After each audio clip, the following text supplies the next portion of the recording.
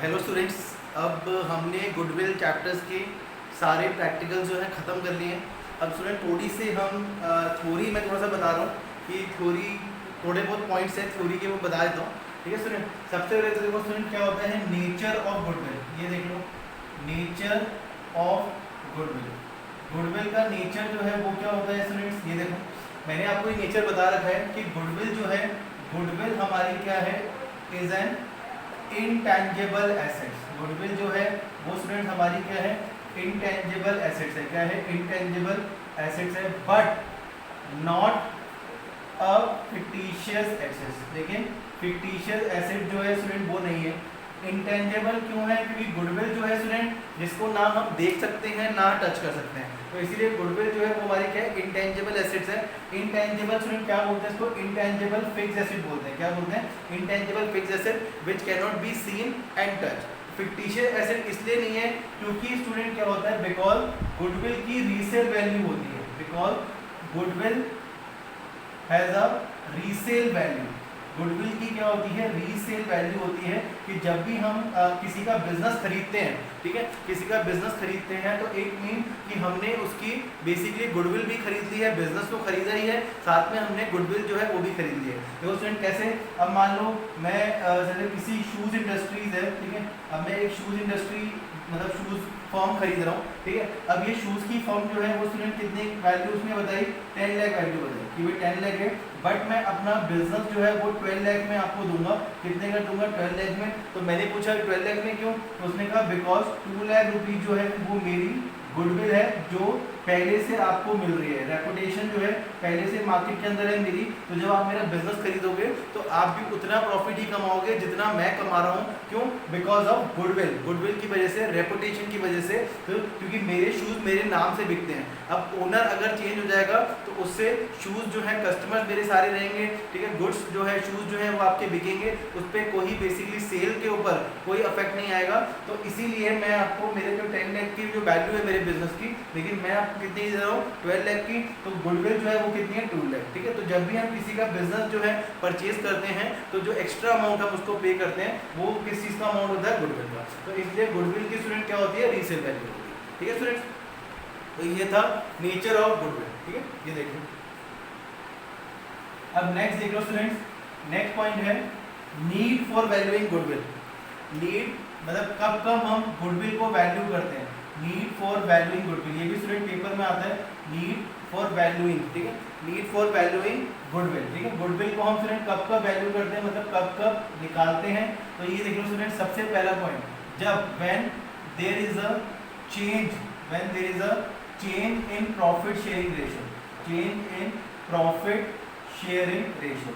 जब भी स्टूडेंट क्या होता है पार्टनरशिप में, जब भी क्या होता है कि किसी जैसे दो पार्टनर है, ठीक है, ए और बी दो पार्टनर है, अब दोनों की रेशो जो है पहले क्या थी, 3:2 थी, अब उन्होंने अपनी रेशो चेंज कर दी। क्या कर दी, चेंज कर दी। तो उसको हम क्या बोलते हैं, change in profit sharing ratio. मतलब ये देखो स्टूडेंट, पहले ए और बी की रेशो थी 3:2, ये रेशो थी। अब बाद में उन्होंने बोला कि हम अपनी रेशो क्या कर रहे हैं, 1:1 कर रहे हैं, चेंज कर रहे हैं। तो जैसे ही स्टूडेंट रेशो चेंज होगी तो उसमें हमें क्या करना होता है, गुडविल को भी क्या करना होता है, वैल्यू करना होता है। क्या करना होता है, वैल्यू करना होता है, ठीक है student. Second point, when new partner is admitted, जब भी कोई नया पार्टनर एडमिट होगा, न्यू पार्टनर इज एडमिटेड, जब भी नया पार्टनर एडमिट होगा तो स्टूडेंट ध्यान रखना, हम गुडविल को क्या करेंगे, वैल्यू करेंगे। मतलब पहले दो पार्टनर थे ए और बी, अब कितने पार्टनर हो गए, ए बी सी, 3 पार्टनर हो गए। तो जैसे ही एडमिशन ऑफ न्यू पार्टनर होगा तो हम किसकी वैल्यूइंग करेंगे, गुडविल की वैल्यूइंग करेंगे ही करेंगे, ठीक है स्टूडेंट।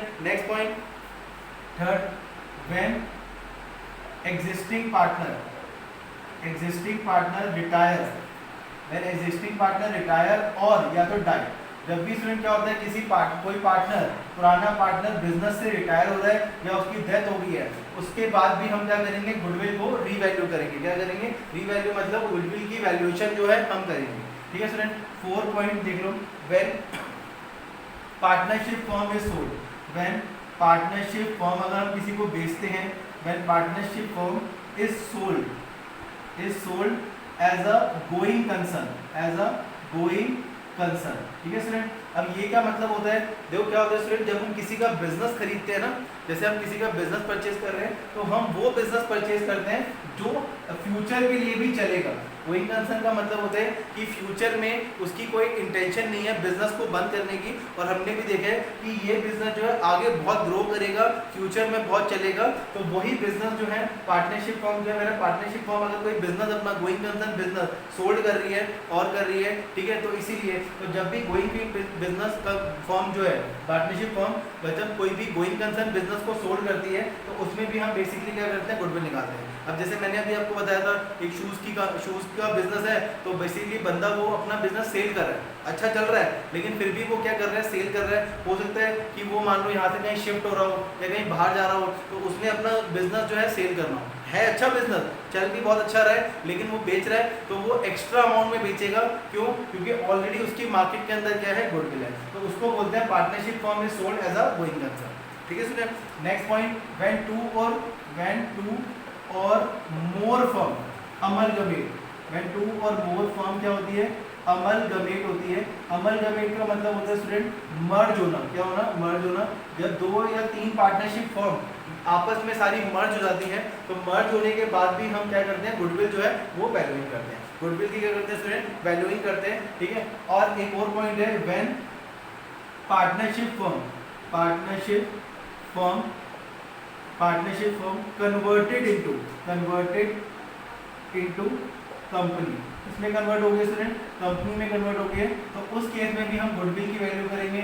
अब कंपनी में स्टूडेंट देखो कैसे कन्वर्ट हो सकती है वो मैं आपको बताऊंगा। फिर देखो वैसे क्या होता है स्टूडेंट, पार्टनरशिप फर्म में ना मैक्सिमम नंबर ऑफ पार्टनर जो है वो 50 होने चाहिए। कितने होने चाहिए?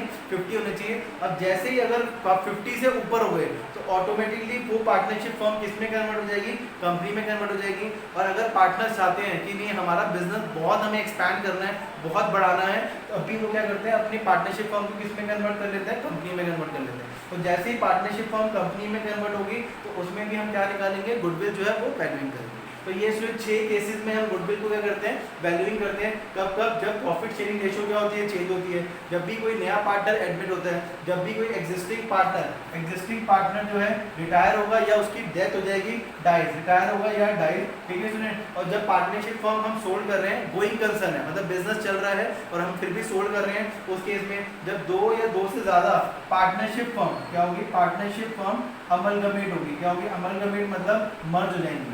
और जब पार्टनरशिप फर्म किस में कन्वर्ट हो जाएगी, कंपनी में। तो इन 6 केसेस में हम क्या करते हैं स्टूडेंट, हमें गुडविल को क्या करना होता है, वैल्यूइंग करना होता है, गुडविल निकालनी पड़ती है और उसको वैल्यू करते हैं। ठीक है स्टूडेंट, ये 6 केसेस, ये देखो।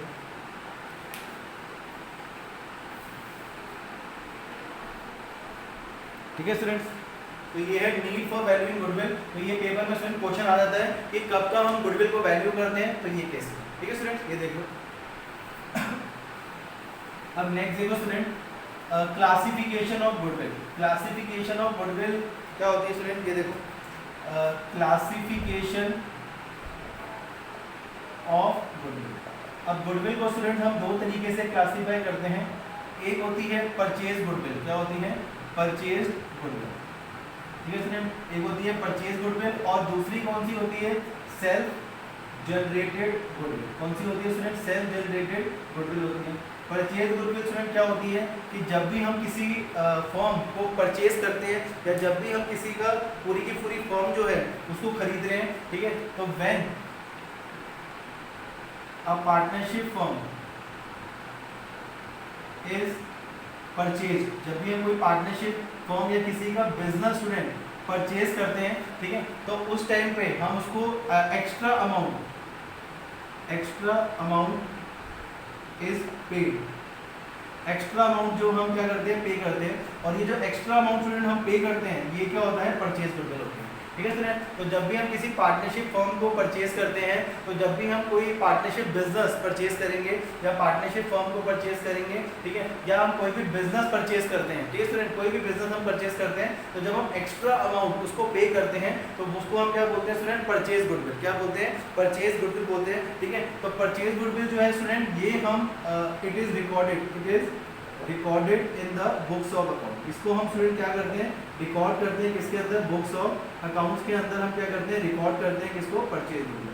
ठीक है, परचेज गुडविल हम दिखाते हैं। ठीक है, तो इसलिए और सेल्फ जनरेटेड जो होती है स्टूडेंट, हम अपने एफर्ट से, ठीक है, एफर्ट से और मेहनत करके, एफर्ट से जो भी हम गुडविल जनरेट करते हैं, ठीक है, उसको हम क्या बोलते हैं, self generated goodwill, self generated goodwill. या फिर इसको स्टूडेंट हम बोलते हैं इंटरनली, इंटरनली जो हमने खुद बनाई है, internally generated, internally generated goodwill, हमने अपने एफर्ट से मेहनत करके जो गुडविल बनाई है, ठीक है स्टूडेंट, उसको हम क्या बोलते हैं, सेल्फ जनरेटेड गुडविल बोलते हैं। जिसमें स्टूडेंट क्या होता है, सारी मेरी मेहनत लगी है, मेरे एफर्ट्स लगे हैं, ठीक है, एफर्ट्स जो है हम मेहनत करते हैं, एफर्ट्स जो लगाए हैं किसने, पार्टनर्स ने, किसने लगाए हैं, पार्टनर्स ने मेहनत करके खुद एक अपनी फॉर्म का नाम बनाया है, तो उसको हम क्या बोलते हैं स्टूडेंट, सेल्फ जनरेटेड गुडविल। और सेल्फ जनरेटेड गुडविल जो है नॉट रिकॉर्डेड, हम रिकॉर्ड नहीं करते in the books of account, ठीक है, बुक्स ऑफ अकाउंट के अंदर कभी भी सेल्फ जनरेटेड गुडविल जो है वो हम रिकॉर्ड नहीं करते, not recorded in the books of account में रिकॉर्ड बिल्कुल नहीं, ठीक है। आगे समझ स्टूडेंट, तो दो क्लासिफाई किया हमने गुडविल, परचेज गुडविल और सेल्फ जनरेटेड गुडविल। जब भी हम किसी का बिजनेस खरीदेंगे और एक्स्ट्रा अमाउंट उसको जो पे करेंगे वो क्या होगा, गुडविल होगा, जिसको हम परचेज गुडविल बोलते हैं। और परचेज गुडविल जो होती है हम बुक्स के अंदर रिकॉर्ड करते हैं। दूसरा होता है सेल्फ जनरेटेड गुडविल, जो अपने एफर्ट से मेहनत करके जो हम अपनी फर्म का नाम बनाते हैं, ठीक है, उसको हम क्या बोलते हैं, सेल्फ जनरेटेड गुडविल या इंटरनली जनरेटेड गुडविल। और ये हम बुक्स के अंदर रिकॉर्ड नहीं करते और इसको कैलकुलेट भी स्टूडेंट नहीं किया जा सकता। अभी तक हमने जितने भी मेथड सीखे हैं वो सारे किसके हैं स्टूडेंट, परचेज गुडविल के। सेल्फ जनरेटेड गुडविल का कोई मेथड नहीं है और सेल्फ जनरेटेड गुडविल जो है खुद बनती है, ठीक है, इसको कैलकुलेट नहीं कर सकते, ठीक है स्टूडेंट, ठीक है। ये देखिए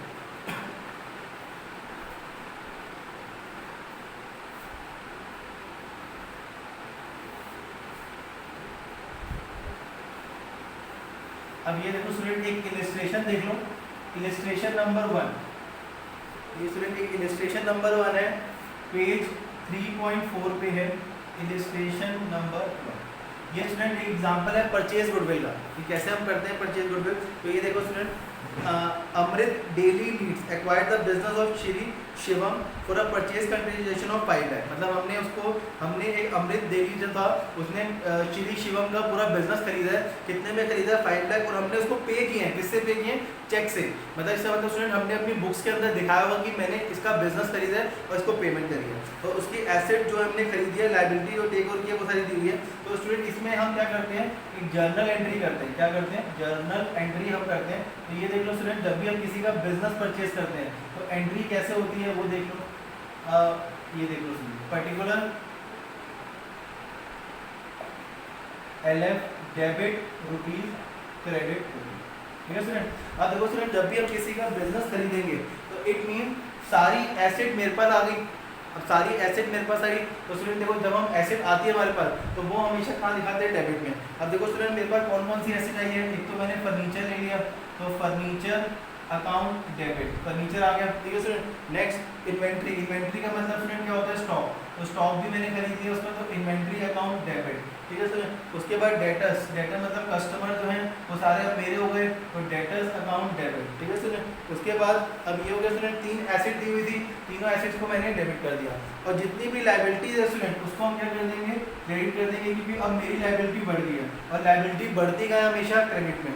तो ये हो गया 2 क्रेडिटर्स, क्रेडिटर्स अकाउंट हो गया स्टूडेंट। उसके बाद नेक्स्ट है 2 salaries payable, 2 salaries payable account और 2 outstanding expenses, 2 outstanding expenses account, ठीक है स्टूडेंट, आउटस्टैंडिंग एक्सपेंसेस अकाउंट। और स्टूडेंट जिसका मैंने बिजनेस खरीदा है उसको भी मैंने पैसे देने हैं, तो शिवम हो जाएगा, तो शिवम, ठीक है, शिवम को स्टूडेंट मैंने पैसे देने हैं, तो इसका मतलब शिवम जो है वो एक तरह से मेरी लायबिलिटी है कि मैंने उसको पैसे पे करने हैं, ठीक है। तो ये मैंने दिखा दिया। अब देखो स्टूडेंट, फर्नीचर कितना है, 10,000 का, ठीक है।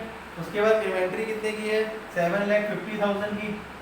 डेटर्स हमारे हैं 1,50,000 के, ठीक है। क्रेडिटर्स कितने दिए हुए हैं, क्रेडिटर्स है 5,20,000, कितने के हैं, 5,20,000, ठीक है, क्रेडिटर्स हो गए। और 75,000 हमने सैलरी पे करनी है, और 10,000 जो है स्टूडेंट वो हमारी क्या हो गई, आउटस्टैंडिंग। और मैंने जो शिवम को पेमेंट करनी है स्टूडेंट, कितनी करनी है, 5 लाख रुपये करनी है। मतलब ये सब कुछ लेने के बाद, एसेट लायबिलिटी लेने के बाद मैंने उसको कितने पैसे देने हैं, 5 लाख रुपये। अब स्टूडेंट देखो हम देखते हैं कि मेरी जो एसेट्स है वो मिला के कितने की है, 9,10,000 की। कितने की है, 9,10,000। और अगर हम लाइबिलिटीज देखें तो लाइबिलिटीज कितने की है, 5,20,000, 5,30,000, मतलब 6,05,000 की। कितने की है, 6,05,000। ठीक है स्टूडेंट, तो ये हो गया। बट मैंने उसको 5 लाख रुपए और दिए, 5 लाख मैंने स्टूडेंट टोटल दिए। ठीक है, अगर देखा जाए तो स्टूडेंट उसके बनते कितने पैसे, 6,05,000 हम लेस कर देते हैं, 0 0 0 कितना हो गया, 5 0 3, मतलब बनते हैं 3,05,000। कितने बनते हैं, 3,05,000 टोटल अमाउंट जो है वो बन रहा है। ठीक है स्टूडेंट, कितना बन रहा है, 3 लाख।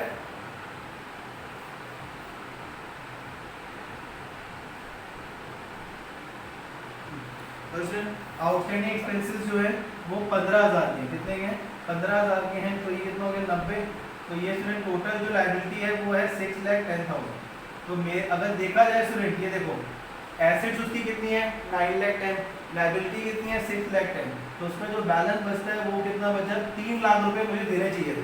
अगर देखा जाए स्टूडेंट, देखो मैंने उसकी एसेट और लायबिलिटी चेक करी, तो मैंने कहा तुम्हारी एसेट इतनी है और लायबिलिटी इतनी है, नेट जो अमाउंट है वो बनता है 3 लाख। बट मैंने उसको कितना पे किया, 5 लाख। तो मैंने कितने एक्स्ट्रा दिए, 2 लाख रुपए उसको एक्स्ट्रा पे किए बिकॉज ऑफ गुडविल। तो गुडविल अकाउंट जो है वो भी हमारी एक तरह की एसेट है। तो कितनी होगी, 2 लाख रुपए जो है वो हमने दिखा दी गुडविल अकाउंट डेबिट। ठीक है स्टूडेंट, क्योंकि गुडविल है और गुडविल हमारी एसेट होती है और एसेट को हमेशा हम क्या करते हैं, डेबिट में करते हैं। तो मैंने उसको एक्स्ट्रा कितना अमाउंट दिया, बन रहा था 3 लाख, बट मैंने उसको कितना पे किया, 5 लाख रुपए। तो 2 लाख मैंने एक्स्ट्रा दिए बिकॉज ऑफ गुडविल। ठीक है, तो यहाँ लिख देना being business purchase, being business purchase. ठीक है स्टूडेंट, तो हमने बिजनेस परचेज कर लिया, ये हो गया being business purchase of Shri. किसका बिजनेस खरीदे स्टूडेंट, शिवम का। किसका खरीदे, शिवम का। अब हमने इसमें शिवम को पेमेंट की, तो अब नेक्स्ट एंट्री क्या हो जाएगी, शिवम डेबिट, और चेक से पेमेंट की है तो टू बैंक अकाउंट। तो हमने पेमेंट कर दी उसकी कितनी, 5 लाख रुपीज़ हम पे कर चुके हैं। ठीक है, 5 लाख रुपीज़ हमने पे कर दिए।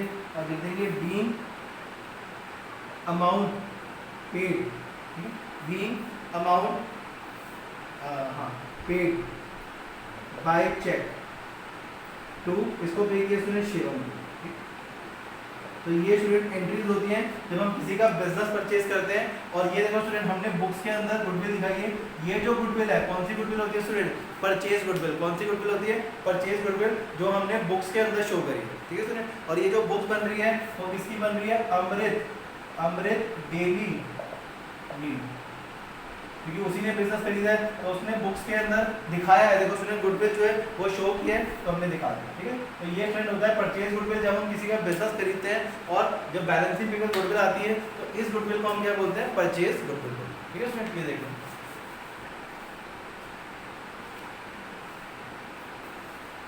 तो परचेज गुडविल स्टूडेंट हम क्या करते हैं, बुक्स के अंदर शो करते हैं। सेल्फ जनरेटेड गुडविल जो है वो हम नहीं निकाल सकते, क्योंकि स्टूडेंट वो निकालना मतलब पॉसिबल ही नहीं है, क्योंकि हम अपनी गुडविल जो है कैलकुलेट नहीं कर सकते।